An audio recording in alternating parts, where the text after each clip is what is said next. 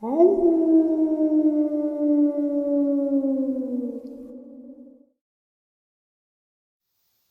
and salutations, everyone. I hope everyone is still doing well, and welcome to today's bonus upload. The upload that gets us a little closer to tonight's live stream, 12 a.m. Eastern Standard Time, Saturday Nightmares, live from upstate New York. I do hope to see you all there. We have a lot of fun sharing experiences, theories, and, well, you will see if you attend. Before we get into this bonus, though, a couple quick links. As many of you know, I rely on Patreon, PayPal, channel membership, and the merch to help the channel to continue to grow and go. Links to Patreon, PayPal, and channel membership is in the description below. Merch is displayed directly under the video. Also, Dogman Frightening Encounters, Volume 1 through 3, the audiobook versions. They were written and researched by Tom Lyons, narrated and produced by me, Jeff Nadolny. Those audiobooks are available on Audible, Amazon, and iTunes, links to which are also in the description as well. And finally, last but definitely not least, if you'd really like to help support this channel to continue to grow and go, simply subscribe. It does not cost a cent. Click that like button, takes half a second. If you don't want to miss out on any of the informative uploads I put out daily, click that bell icon, and folks, please leave a comment and share the video. Why? Well, because all of these things really do help the channel to continue to grow and go, and they definitely do matter. Now, everyone, I have taken far too much of your time.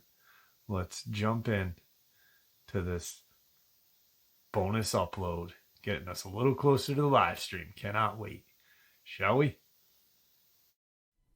Today's first experience. This happened when I was about 7 years old to my uncle. He's no longer with us, and I'd like to share his experience. Growing up, I lived in northern Michigan on 5,000 acres of farm/ranch land that backed up to state land. Nothing but miles of forest and pasture could be seen. Needless to say, it made my family pretty tough, and it takes a lot to spook us. We are all avid hunters, fishermen, and outdoorsmen. Being the only girl, I was raised as a tomboy, and I'm just the same. My uncle went off to join the military, becoming a senior NCO in a prominent Special Force Division of the United States Navy. He was 6'4", built like a wrestler, obviously skilled in survival tactics, and nothing rattled him. He was home on leave and went out hunting as it was deer season. I remember him coming in the house shaking and crying, saying he saw something in the woods. My uncle never cried. He was tough as nails and would tear someone to shreds before he let them make him cry. My grandmother tried to get him to make sense, but he kept saying he saw a Bigfoot mixed with a wolf. My grandmother immediately got my grandfather, and he rounded up the rest of the guys, my dad, a few male cousins, and my uncle, who was still terrified, but went because he didn't want to be labeled as a chicken. They all got their shotguns and ammunition and saddled up the horses to go clear the woods. Apparently, they were aware of the Dogman, but I was blissfully young and ignorant. They told me that I was to stay inside, and for no reason was I to step outside of the house until they returned. I had never heard my dad or my grandfather be so serious, so I hid in my room. Sunset comes around, and they're still not back yet. I'm getting worried at this point because they are never out in the woods after dark. Shortly, I hear the sound of the horses running to the barn and their voices. I'm so relieved. They looked troubled when they came into the house, but didn't say anything, probably to not spook me. At dinner, my dad laid down the law that I was no longer allowed to play outside or go to the barns alone. I had to have my grandfather with me at all times. Of course, I was upset by this, and I felt my independence was being taken away, but I obeyed. The next morning, my dad and grandfather taught me how to shoot. I knew this was serious. I had overheard the adults talking the night before.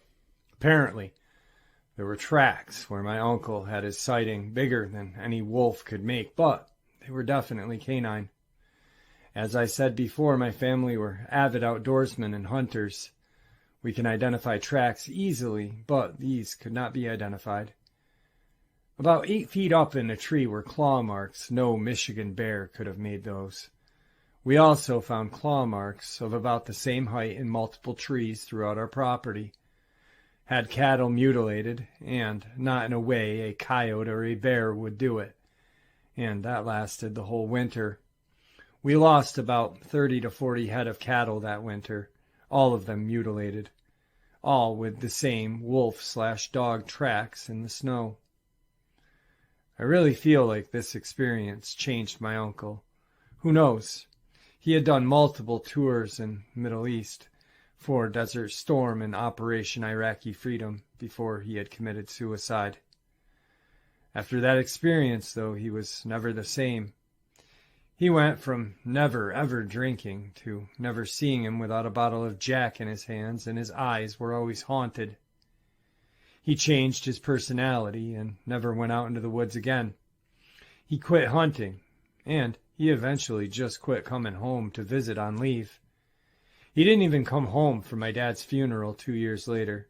It was heartbreaking to see him deteriorate the way he did. I truly believe he saw something out there, and ultimately, it killed him. That is one powerful experience. It is very sad. Moving on to the next experience is a missing persons unexplained death or covered up death, I believe. Nothing about this case makes any sense. I covered it when it happened about 6 or 7 months ago, and it's still a missing persons case all this time later. And that person that's missing was a former Navy SEAL and former park ranger. September 29th, 2021. Yellowstone National Park, Wyoming. Yellowstone National Park officials say an autopsy has determined that a man whose body was found on the shore of a lake died of hypothermia. The body of 67-year-old Mark O'Neill of Chimacum, Washington, was found September 20th on the eastern shore of Shoshan Lake. O'Neill's brother, 74-year-old Kim Crumbo of Ogden, Utah, remains missing. The men were on a 4-night backcountry trip and reported overdue. Park officials said Wednesday they will continue to look for Crumbo as the conditions allow. A vacant campsite was found on the lake's south side. Shoshan Lake averages 48 degrees, a temperature that can be deadly within a half an hour. The fouling was sent out by the National Park Service. An autopsy has been completed on 67-year-old Mark O'Neill, whose body was found on the east shore of Shoshan Lake in Yellowstone National Park Monday, September 20th. The autopsy determined the cause of death of O'Neill was exposure. O'Neill from Chimacum, Washington, along with his brother, 74-year-old Kim Crumbo from Ogden, Utah, was reported overdue by a family member Sunday, September 19th, from their 4-night backcountry trip to Shoshan Lake. Search and recovery efforts continue at the lake to locate Crumbo. Crews from the National Park Service Submerged Resource Center are using sonar equipment to detect clues in the water. Park crews continue to search for Crumbo by foot and boat, with the assistance from Grand Teton National Park's helicopter team and dog teams from Western Montana Search Dogs. These recovery efforts will continue for the next several days as conditions warrant. This incident remains under investigation. While we cannot comment any further about the specifics of the investigation, we will provide updates when appropriate to do so. If you have any information that could help investigators piece together a timeline of events, or if you were at the Shoshan Lake area between September 12th through the 19th, please contact us. if you have not already. 307-344-2428. A sincere thank you to the public who have expressed interest in assisting with the search. We ask the public to maintain distance from any law enforcement personnel and search crews, equipment, vehicles, and their related activity for the safety of the public in this remote area and to protect the integrity of our work. October 11th, 2021, Tribune News Services, a 74-year-old former Navy SEAL, has been missing in Yellowstone National Park for 3 weeks, Ranger State. Kim Crumbo left in September for a 4-night camping trip in Yellowstone's backcountry with his brother and has not been seen since. The search has continued for nearly 3 weeks using helicopters, boats, sonar technology, and ground crews. Park rangers said in an October 8th news release, current weather forecasts call for deteriorating conditions over the upcoming week, including snow and freezing temperatures. Park officials will continue to search for Crumbo as long as the weather allows, but have begun scaling back the recovery effort. Crumbo was reported missing September 19th after he and his brother did not return from a camping trip, park officials state. His brother, 67-year-old Mark O'Neill, was found dead a day later near Shoshin Lake, the park's second largest lake. He died of hypothermia, park officials state. Shoshin Lake has an average temperature of about 48 degrees year-round, according to National Park Service. People could only survive in that water for about 30 minutes. Crumbo was visiting the park from Ogden, Utah. Both O'Neill and Crumbo worked for the National Park Service, and Crumbo is a former Navy SEAL, park officials say. Authorities said they are conducting an investigation. November 15th, 2021. Guys, we get to hear these news articles, but we really don't get to hear who these people were. Kim Crumbo, yes, was 74 years old, but 74 is not that old if you take care of yourself. And he was a former Navy SEAL, park ranger, avid hiker. And if you go and look at pictures of him, he was definitely in good shape for his age. When you are a former special forces, when you are a former special force officer or NCO or what have you, you don't forget that training so easy, do you? He didn't. And he was a badass. And this next piece of information will kind of introduce you to who he was and why it does not make sense for him to be missing. When Becky Crumbo first saw Shoshin Lake, she couldn't fathom how a storm strong enough to endanger the lives of two experienced outdoorsmen could have blown in so suddenly. The cold water was like glass, she said, but in a boat on that remote lake in Yellowstone's National Park, with members of her family and the National Park Service, she understood. In what felt like only minutes, the tranquil water was starting to get scary, she said. In that moment, she knew what must have happened to her missing husband, Kim Crumbo, and his brother, Mark Crumbo O'Neill, who was found dead on the shore. It was a perfect storm, she said. When Crumbo went missing, the 74-year-old Ogden man's friend and colleagues took to social media to express their disbelief that such a legend, as many described him, could have disappeared in the wilderness. As a Vietnam War veteran, former Navy SEAL, experienced river runner, retired park ranger, he knew how to handle himself in wild places like his friend, Edward Abbey, the author and environmentalist. Crumbo knew the land, they said. Dad was a SEAL, and everything that came with that, cranking out horizontal push-ups off a yield sign after a six-pack of beer, and the like, Daniel Crumbo, one of Kim Crumbo's two sons, said. If I was in a pinch in a wild place, and I had one person to call upon, it would be Kim Crumbo, said John Davis, head of the conservation organization that Crumbo had been working for when he went missing. Since her husband's disappearance, Becky Crumbo has gotten several messages and phone calls from people who knew him well, convinced that something sinister happened to him. She said, but his wife of 48 years doesn't believe that. It was a fluke thing, and it was an act of nature, she said. And yeah, they both survived a whole lot of things in their life, she continued, but they didn't survive this one. Crumbo, the legend. All of his friends said he was a legend. All right, guys. His wife, I really feel so sad for her. My parents have been married for 51 years. They'll be married 51 years. 48 years is no short time.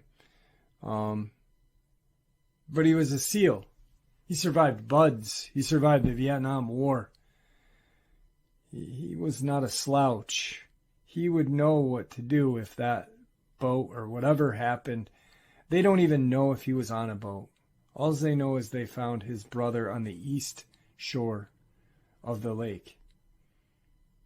They may have been... Yellowstone is a mysterious, deadly park.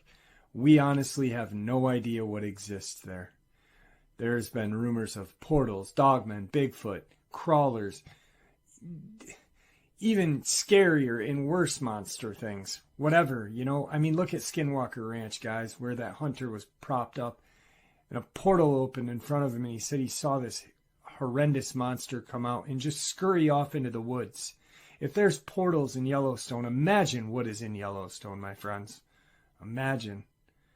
And I do not believe a former Navy SEAL, former park ranger, and still working for a conservation organization, died so easily. Crumbo, the legend, after becoming a public figure in the conservation world and appearing in some of Abby's writings, Kim Crumbo would eventually achieve minor celebrity status, his son states. Both Kim Crumbo and Mark Crumbo O'Neill were extraordinary and equally remarkable men, Daniel Crumbo said.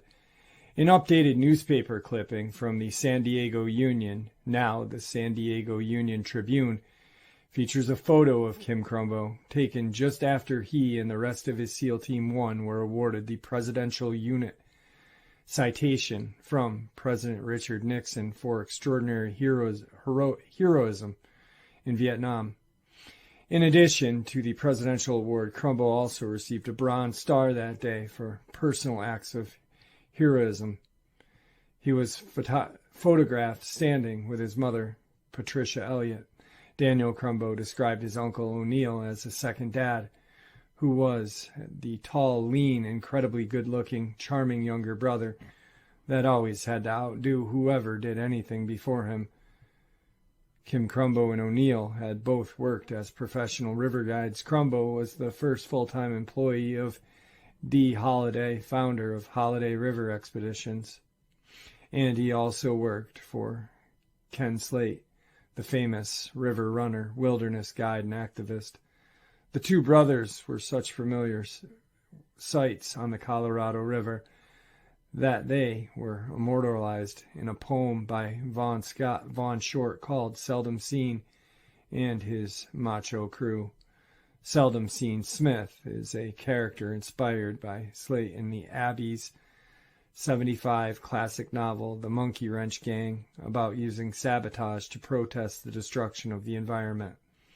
According to William Putnam, who put Short's words into music, the poem tells the story of a Grand Canyon raft trip in the 70s when the Bureau of Reclamation was using most of the Colorado's water to fill in behind a newly built Glen Canyon Dam. They say the river cannot run the water down. It can't be done. But if anyone can shoot it through, it's old Seldom Seen and his macho crew. There were Kim and Mark, the Crumbo 2, a couple of Bobs, and a guy named Stu. making up the macho team that rowed their boats for the seldom seen. Wow, that's cool. Let's do that again.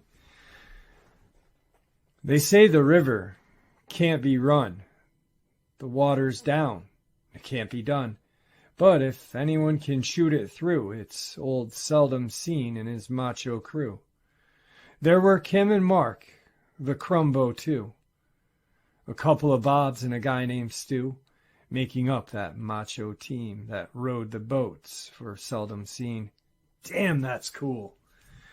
Crumbo's disappearance. Relatives first reported the brothers overdue from a backcountry trip on September 19th.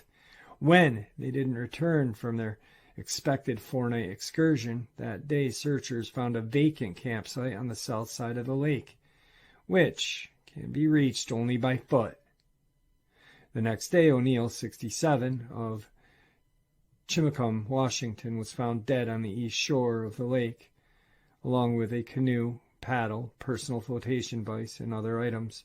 An autopsy later revealed that O'Neill had died of exposure, specifically hypothermia, park officials announced. Crews kept looking for Crumbo, who's still missing, with assistance from search dogs. They swept each trail in the area and searched the shoreline of Shoshin Lake by boat, gridding the water by helicopter, park officials say. But the days-long search transitioned from a rescue to a recovery effort later that week. The Park Service Submerged Resource Center then began using sonar equipment to search for clues in the lake's depths, to no avail. On October 8th, Yellowstone officials announced the recovery effort was being scaled back because of snow and freezing temperatures. It marked the last formal update of that park. All of us at the Yellowstone extend our deepest sympathies to the family, friends, and colleagues of both Mark and Kim, Superintendent Cam Scholey said in the news released that day. I want to personally thank the teams from Yellowstone, other parks and agencies, and partner organizations who work to help us locate Mark and continue to search to bring Kim home. Authorities continue to investigate what happened to the two brothers. Unofficial searches also are ongoing. Crumbo's wife said as volunteers continue to walk the perimeter of Shoshin Lake. The timing of the accident is unspeakably sad, but I take some comfort in knowing that they left us doing what they loved, Daniel Crumbo said, and that they had each other in what would be their last of many shared struggles. Both are dearly loved and missed, and deservedly so. I can't imagine how he didn't make it out of this one, said Ken Sanders, proprietor of Ken Sanders Rare Books in Salt Lake City. He said he got to know Kim Crumbo when they both appeared in the film Wrenched, a documentary about Abby's eco-activism legacy. Fare thee well, Crumbo, wherever you are, Sanders said. Crumbo's legacy. Over the course of 2 decades, Crumbo worked as a National Park Service river ranger, resource management specialist, and wilderness coordinator in the Grand Canyon National Park, as well as a park ranger. He retired from the Park Service in '99. O'Neill also worked as a park ranger at Washington's Olympic National Park and the Grand Canyon before retiring from the Park Service. Kelly Burke, a geologist and the executive director of Wild Arizona, met Crumbo about 3 decades ago on the Colorado River, describing him as one of my dearest, most important friends and mentor and collaborator and warrior hero. Burke said he protected her from the very beginning. While facing rough rapids and harsh elements, Crumbo and Burke worked together on numerous projects along the river, repairing trails, collaborating with members of the Zuni tribe to control erosion of cultural and archaeological sites, and removing non-native and invasive plant species. One such effort involved removing tamarisk shrubs from a location in Glen Canyon called Hidden Sloth, and replacing them with native cottonwood and willow trees. Today, those trees tower above the water. Crumbo was well-read and intelligent, she said, and could speak at length about history, philosophy, and the river.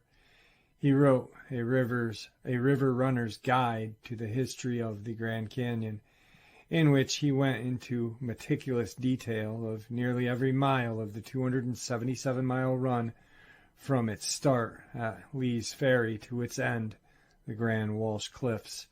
Crumbo overlapped with many different groups and organizations over the years in his work to conserve and protect wild places, wildlife habitat connections, and large predators, especially wolves.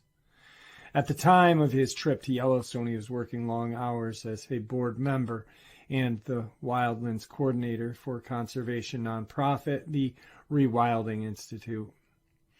He also was serving as a board member for the Western Wildlife Conservancy and Wild Arizona, the merging of Arizona Wilderness Coalition with the Grand Canyon Wildlands Council, which he founded.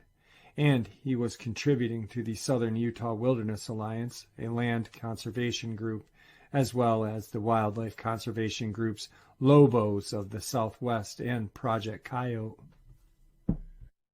Crumbo was highly skilled, highly dedicated, said John Davis, the Rewilding Institute's executive director, who had trekked through miles of wilderness with his friend and colleague. Crumbo was just doing the right thing for wild nature.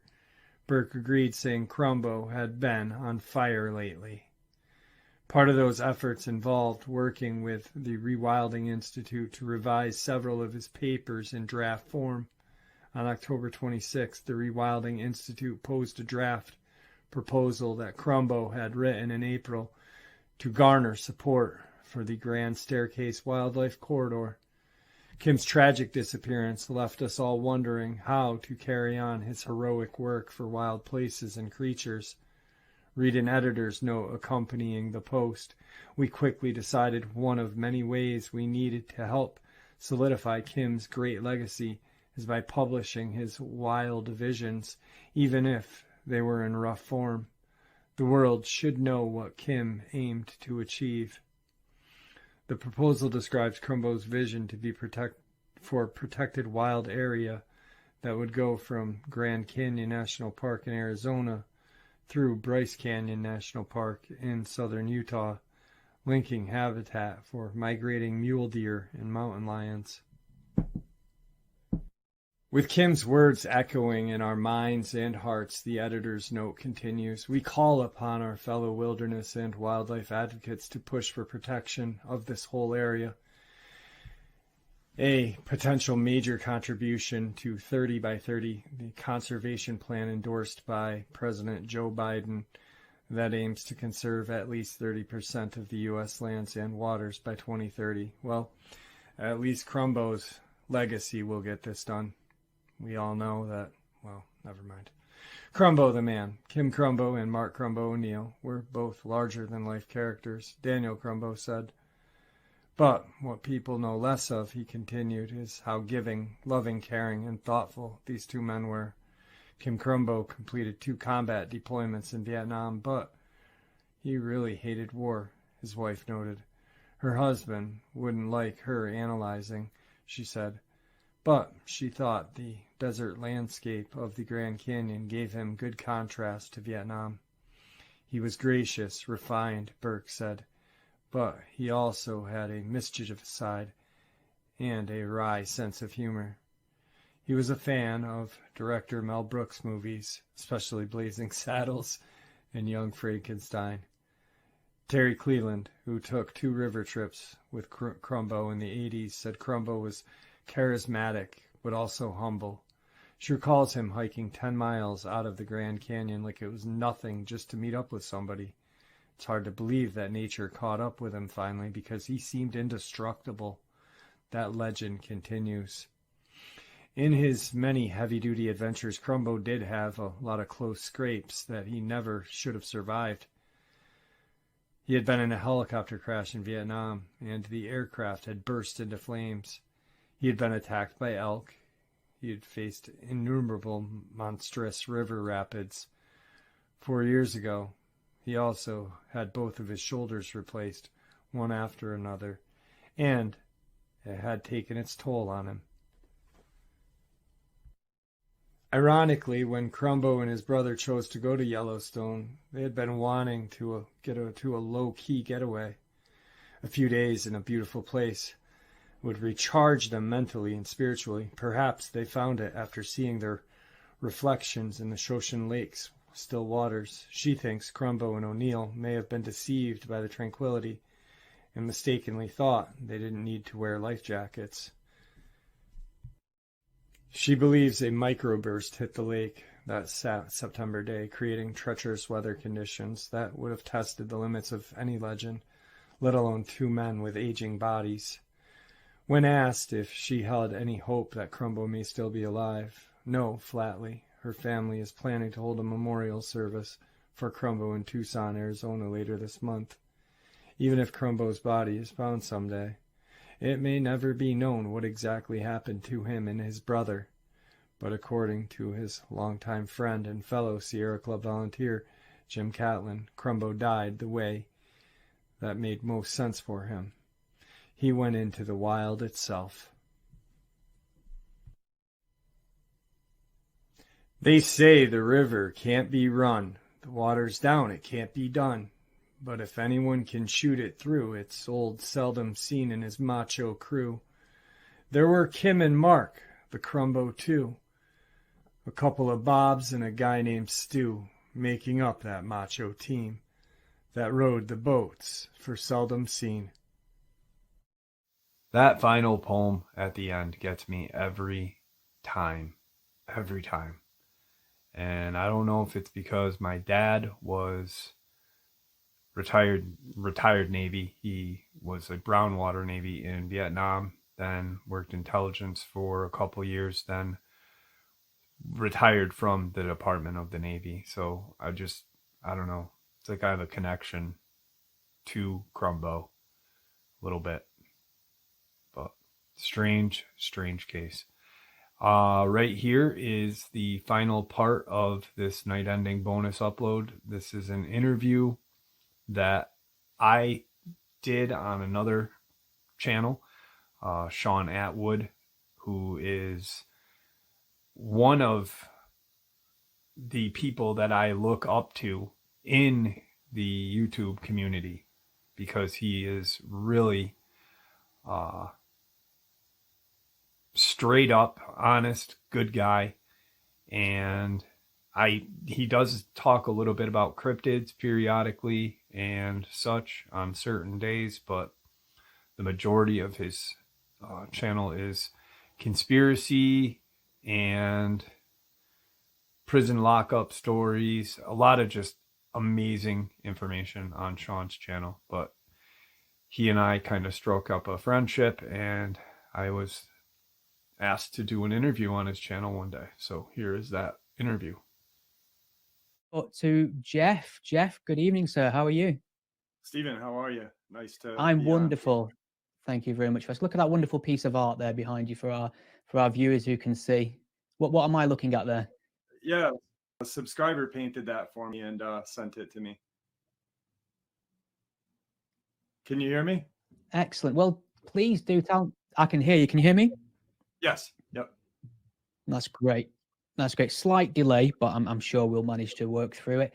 So maybe you can just take a moment, Jeff, just to tell us a little bit about your YouTube channel. What does it focus on? Well, I started out my channel on pretty much cryptid encounters, reptilian, Bigfoot, Dogman, and just like narrating encounters. And then I started to kind of get more fascinated with the whole community, and I started to see things that were happening in the community, people being attacked, a lot of just, the disappearances in national parks, this and that, and it really fascinated me. Stayed in the field of narrating and interviewing people with their encounters. But then I started to investigate these animal attacks, quote, animal attacks. There's one that just happened last year. And to me, it's a cover up, because It happened in Tennessee, in Cott County, Tennessee. And April 1st, there was a gentleman attacked, and Tony Aarons was his name. He was found pretty much dismembered on Jimtown Road.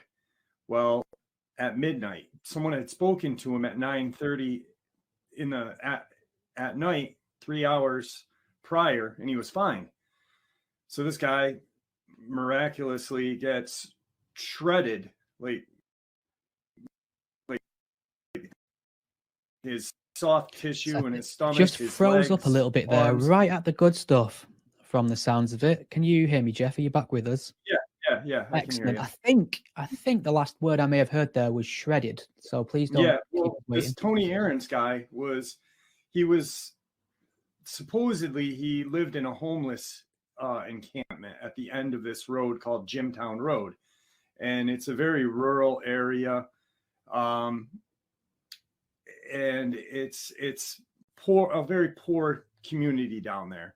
Good people, but not a lot of money. So this guy is found. His leg is pretty much hanging off his arm. His soft stomach tissue is torn up, and he's a guy named Charles Owensby finds him and calls 911. Well, they kind of dismiss it as a dog attack.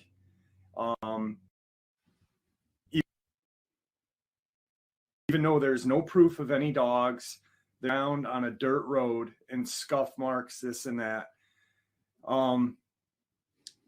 Then in July, they kind of just they do like a 2-page write-up on it in the media, and I'm like, that's weird, like there's no closure to it. So then in July, a girl named Amber Miller was attacked in the same location, literally same location, Jimtown Road. And she was found by a Good Samaritan who happened to be driving down the road. There were 3 dogs that were with her. They were licking her wounds. They weren't biting her. They were licking her. And she had was brought to the hospital. She herself was torn apart, arms, legs. It was a very, very vile and grotesque attack. She ended up dying in the hospital. Well, they said that, these dogs were, but because there was DNA evidence on the dogs where the blood that they had been licking. If this Good Samaritan was able to walk up and save this girl, anybody who has had dogs and have, seen dog attacks or anything, they know once a dog attacks somebody, it's not going to stop. It's not going to stop biting and tearing. It's then start licking this girl. And then if this guy comes in and tries to stop it, they're going to attack him as well. Well, that didn't happen. They just kind of parted way, let the guy take the girl, put her in the truck, and bring her to the hospital.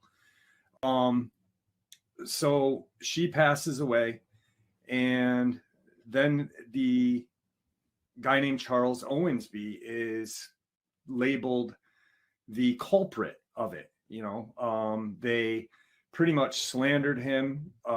He was a black gentleman, poor, and they ended up putting a warrant out for to search evidence for his house and his ex-wife's house, which is like 5 miles down the road. They incarcerate him for a minor bit of marijuana, and in America, I mean, it was anywhere between, I think it was like less than a half an ounce of weed. So I mean, that's in America nowadays, it's nothing, that's a slap on the wrist. He shouldn't have been incarcerated. They incarcerate him, and they do a really thorough investigation on this guy. They take his dog, they dig up a dog that had been dead for like 6 months, to get DNA from a dog that had been dead during the attacks, so then they release him on $1,000 bond, and they pretty much just responsible. He's responsible. Well, there's no evidence of him being responsible. And I'm looking at this and I'm like, this is weird. You know, these dogs didn't do this, obviously. And I start looking into it more and more. And then during Owensby's release, he's in his trailers, you know, and the public, not the public, but the community, like community workers are hassling him. And one night there was a shot at his trailer. Someone had taken and shot a gun at his trailer. Well, he called the police department and said, hey, someone just shot at my trailer. And it would have been where he was lying down. Police came and did an investigation. They said, we can't find a shell casing. And that bullet hole's old. Well, how do they know the bullet hole is old? Because they were prior. And anybody who goes to the rifle range or who is in law enforcement or anything knows that, you know, if you're going to assassinate somebody, clean up your brass. That's what you pay. You pick up your brass. You don't leave evidence behind. So that was a big thing. Just to interject, what comes across very clear is obviously you do not buy the official narrative of dog attacks. No. I think you used, many of our viewers may have noticed you used air quotes earlier when you said animal attacks. So it's clear you're very skeptical of it. You don't accept the official stories from the police. That sort of like invites the question, what do you think it is? What do you think is responsible for these sort of attacks?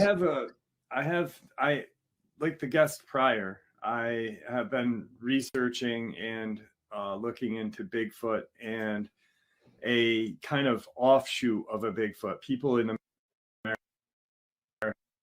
have seen, and in England, called the Dogman. It's like it's a hominid, and it's a very violent creature. Some people think that it's related to a Bigfoot. I think it possibly may be an offshoot or something entirely different. There was a subscriber of mine had taken his motorcycle down there and rode down and ended up talking to someone from that homeless encampment. And he's talking to him, and the guy said, had a decent conversation with him. And then he said, yeah, be careful on your way out. He goes, these things will come out of the woods and take you off your motorcycle. He didn't say what, but almost like insinuating, hey, there's something out in these woods that will take you off of your motorcycle. There had been large canine tracks in the dirt or dust for the first Tony Aaron's attack. And there's been multiple attacks like this throughout our country. And people have been seeing these creatures in these vicinities. And I think it is one of these creatures. I think there's multiple of them, just like I think there's multiple Bigfoot. I think that to answer a question that you had asked the previous guest, I don't think people find these things because I think they're nocturnal, and I think they travel at night and they have a broad area that they roam. So yeah, that's what I think is going on. That's a potential explanation. There's been a flurry of questions on this topic, people wanting to pick your brain on it. We have one from Easy E.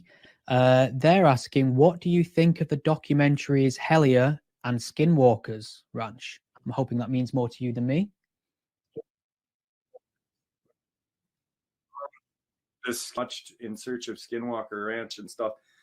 I think it's an amazing documentary.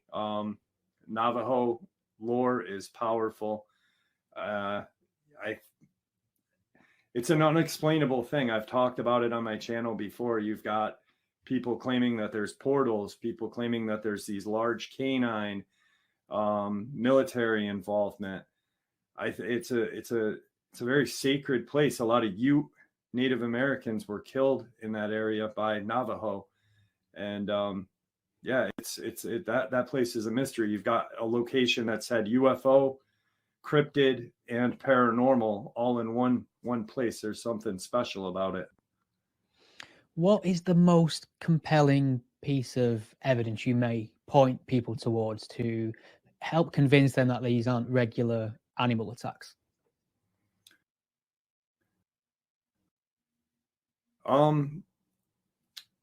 If you look at the media, JK, I think that was his name, the dark journalist or whatever, he had said that the media works for big pharma, oil, military. We get 80% of our media from that. Our news is from big bank, big pharma, oil, military, and they just kind of feed the media what they want to hear. And the media then paints a picture of what these companies, these organizations, not companies, want them to paint. So when I look at these attacks, if there's wording that's kind of off, or let's say one of these, like, so this Tony Aarons, Amber Miller attack, you got 2 people that had died. Then they start painting the victims as losers or less than.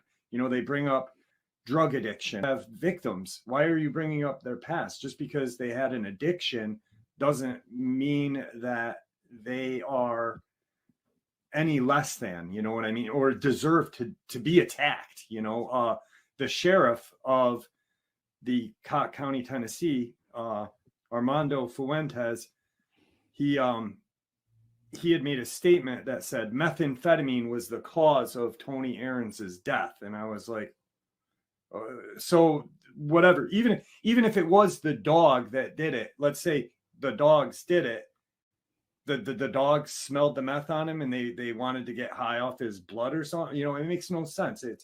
It's a lot of BS in the wording. And I have interviewed probably 500 people who have claimed to have seen some sort of Bigfoot, Dogman, reptilian is something. And it's not just people, random people. Like, I've had a sheriff from Louisiana come on and say he had seen a large like canine run across the road. He had no idea what it was. He had to turn around and go back and look for it. But by the time he had turned around, it was gone. And it kind of messed his whole night up, So, I mean, I find it interesting what you say about the media as a whole. And I agree that it's possible and often the case that many outlets have an agenda and a bias and a sort of style and line that they toe to. So I suppose what would be stopping some sort of alternative media outlet or some independent journalists from actually exposing this, people who aren't beholden to sort of, big pharma? Or people really are aware of it. Either they're not aware of it or they don't care. It's not something that they want to care about. It's not money. The world revolves around money, and it's not a large, talking about random attacks and taking the time to really look at them. This is a file of all different attacks in America that don't make sense, that are like that Tony Aarons, Amber Miller. And that's hours and hours of researching it and then looking at the area to see if there had been any kind of strange sightings of any kind of strange creature. There was something that just happened in Virginia. Tazewell County, Virginia is right next to Buchanan. And then right across the border is Mercer County, West Virginia. And they fit almost like a jigsaw. And there had been numerous accounts of people. There had been 8 deaths, 8 weird disappearances and deaths in the last 6 months. There was 3 guys that were found dead, all the same age, which was kind of weird. I was like, that's really, and in any kind of field, there really isn't coincidence, I don't think. But one guy was found in a kind of one of those drainage tubes that go under the road, like a culvert, and he had disappeared. The search and rescue went and looked for him like a year ago, and ironically enough, there's his body in this with a. And I had actually called the Tazewell County, Virginia's police department, and I said, hey, how are you? My name is Jeff Nadolny. I'm an independent journalist. I'm just looking into this case. And it was Richard Timmy was the guy's name. And I said, I'd heard you found his body. And the sheriff said, yeah, there was 2 bodies in the culvert, and there was no mention of a second body in any of the media. So there's just a lot of weird business going on with the media and the government. I think they work hand in hand to keep secrets away from us, not only with this, but with UFOs, with assassinations, with a lot, and they work hand in hand together.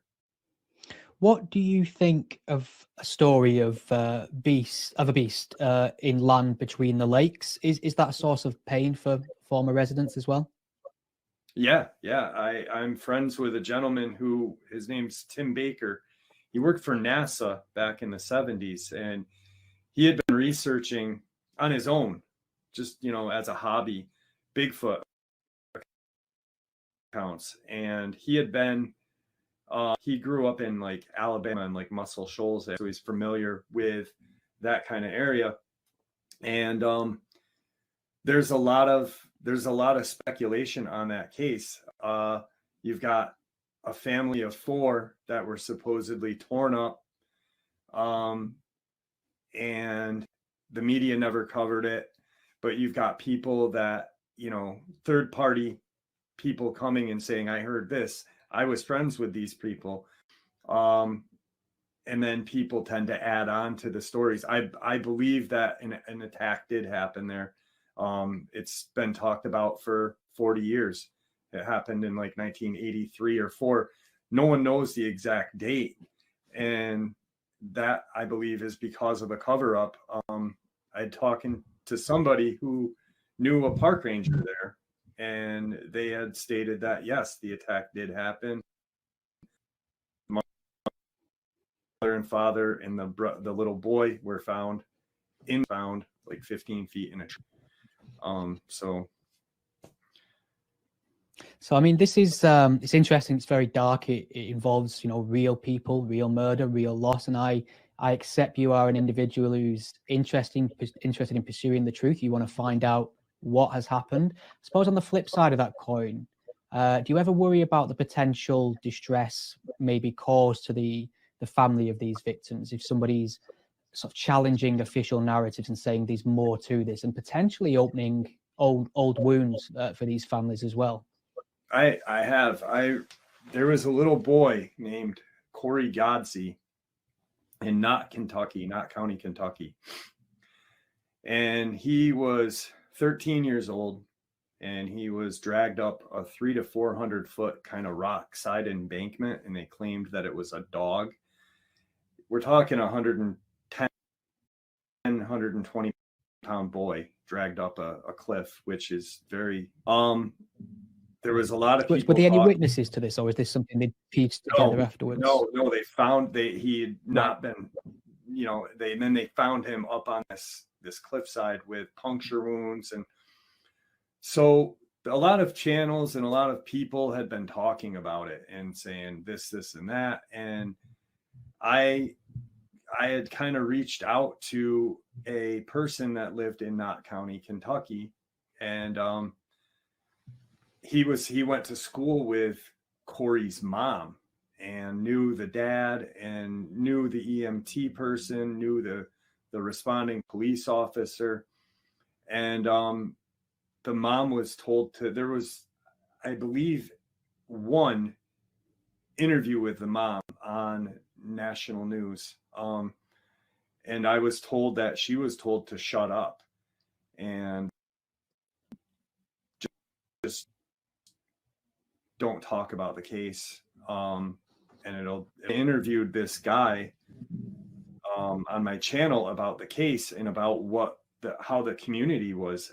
And I was concerned about the mom, this, that, and, he said, maybe I can get her to come on your channel and talk about, everything. And I was like, no, I don't want to bring anything up, but I just want her to know that nobody's forgotten about her kid, like it's almost like this little boy was attacked. The case is still an open case. It's not a closed case, and nobody talks about it anymore. Nobody's looking into it anymore. So I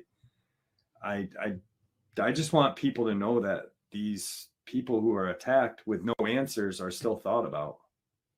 What is your instinct in terms of the reaction to it then? Because is there a sort of general apathy towards the ideas you have because people don't take them seriously, or do they take them seriously and they're attempting to sort of cover them up? Well, I was my parents are the biggest skeptics in the world. They are vanilla ice cream. And my mom had said something about, what are you doing? And I was just like, well, I said, listen to this. I said, with the, and I hate to bring up the case in Tennessee, but it's the one case that has piqued my interest, and it drives me insane actually to think about it. But I said, just let's take out Bigfoot, take out Dogman, take out any kind of paranormal out of that equation, right? You've got two people that were savagely attacked and torn up in the same exact location, in a location that's kind of in the dilapidated part of town, very rural, very, isolated from the upper city part.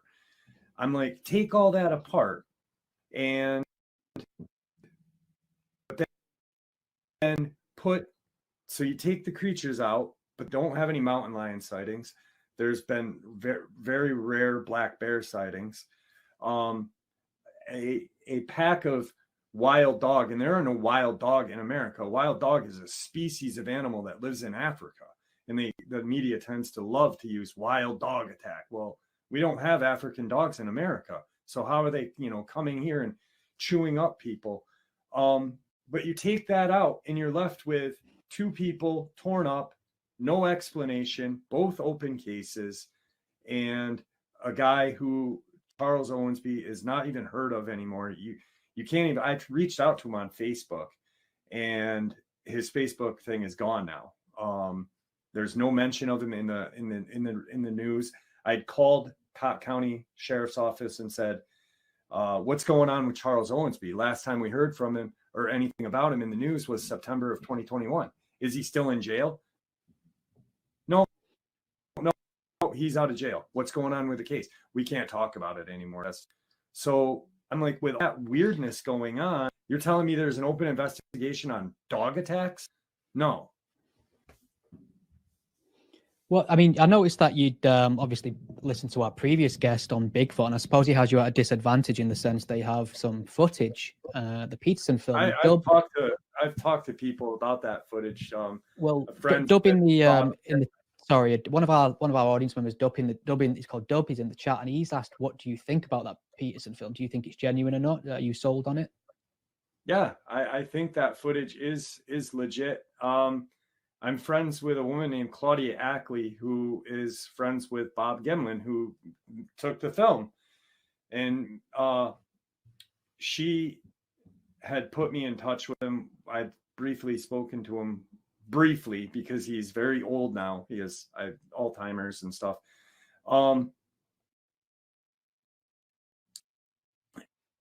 And I think that is probably the most 9 people claiming that they were in the suit. Where's the suit now? If that really happened, why aren't they bringing us the suit? To show us, hey, this is what was worn. I feel that is really compelling evidence that there are creatures out there that we don't see very often. I agreed with his like lava tube thing. Another thing is with you, I think you had said trees. There was a gentleman. I live in the Adirondacks in New York, so it's a very huge. It's one of the biggest state parks in our country. And there was a guy named Tom Mezek who disappeared. He was a hunter. And it's a very strange case. FBI came and was involved in the search and stuff like that. FBI doesn't get involved in cases like that unless state lines were crossed or tender-aged youth. This guy was 82. I believe that he was looking for things. When you're looking for a missing person, you're looking for evidence on the ground. You're not looking up. And I believe that these creatures use the trees to their advantage. This is excellent. It sounds like something that may one day be perfect fodder for a quality horror movie. But Jeff, I appreciate you coming on and speaking to us. Is there anything you'd like to point people towards before I let you get back to what's left of your afternoon? Where can they find more of your content? My channel is called Dogman Encounters with Jeffrey Nadolny, and I've narrated 3 audiobooks. They were written by Tom Lyons, who has investigated these attacks and encounters, called Dogman Frightening Encounters Volume 1, 2, and 3, and they are available on Audible, Amazon, and iTunes. That's excellent, Jeff. Thank you very much for your time and all the best with your investigations. Stephen, thank you. It was great meeting you, and have a wonderful. You too. Thank you.